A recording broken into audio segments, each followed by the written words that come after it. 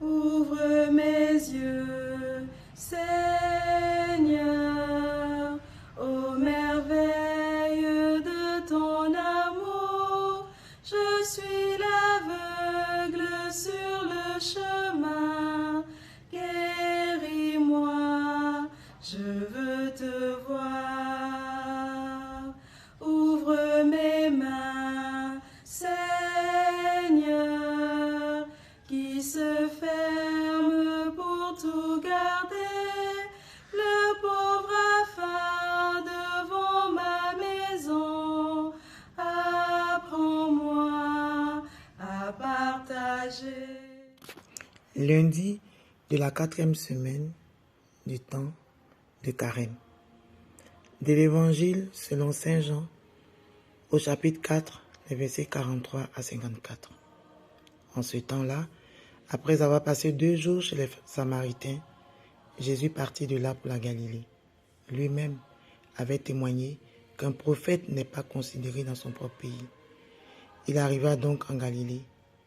Les Galiléens lui firent bon accueil, car ils avaient vu tout ce qu'il avait fait à Jérusalem pendant la fête de la Pâque, puisqu'ils étaient allés eux aussi à cette fête.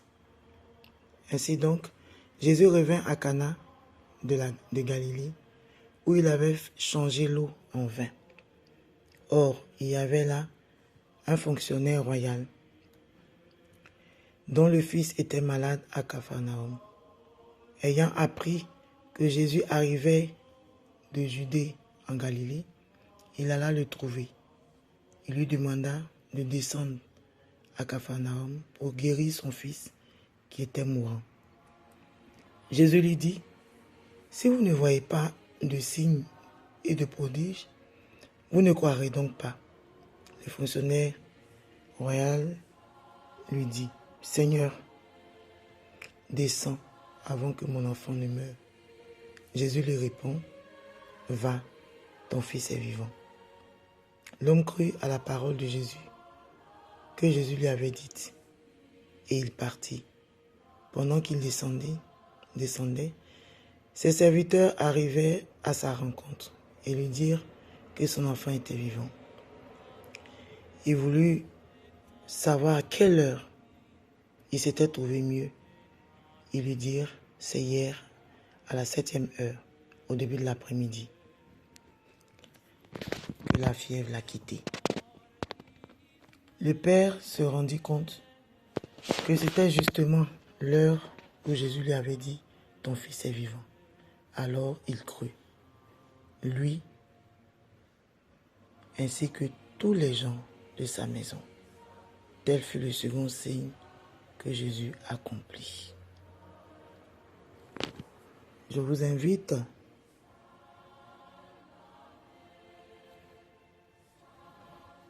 à respirer, à vous mettre en présence du Seigneur et faire en guise de préparatoire. Vous demandez la grâce que toutes vos intentions, actions et opérations soient purement ordonnées au service et à la louange de Dieu. Vous lui offrez ce temps pour que votre imagination soit guidée par le Saint-Esprit. Ensuite, en guise de composition des lieux, imaginez la scène avec vos 5 sens. La vue, vous voyez Cana, en hauteur, baignée de lumière. Au loin, la vallée qui descend vers la mer de Galilée et Capharnaüm. Entendez les pas, les bruits des pas sur le chemin, le brouhaha de la foule autour de Jésus, puis le silence soudain lorsque le fonctionnaire royal s'approche. Sentez la poussière sur le chemin, la chaleur du soleil sur votre visage, l'odeur de la terre sèche et des oliviers environnants.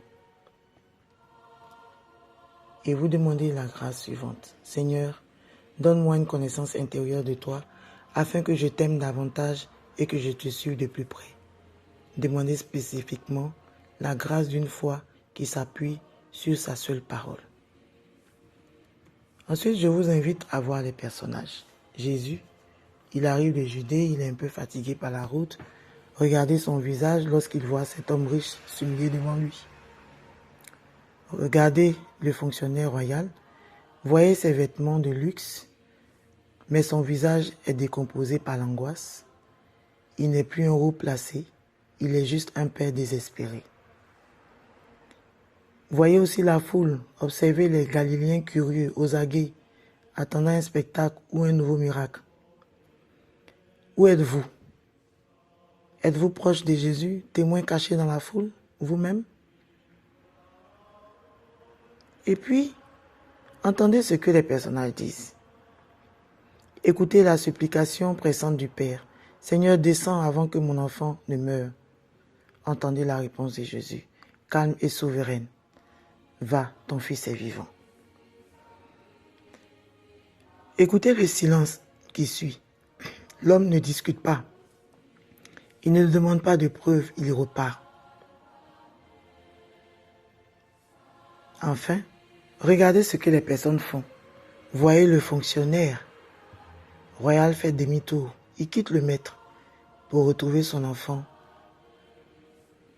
armé de la seule parole qu'il a reçue. Imaginez-le sur la route du retour, marchant vers Capharnaüm.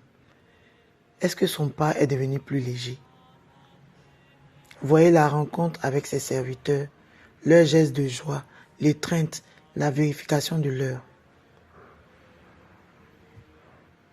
Et en ce moment-là, je vous invite, à travers 3 points, à poursuivre, à approfondir votre méditation. Premier point que j'ai intitulé la foi à distance.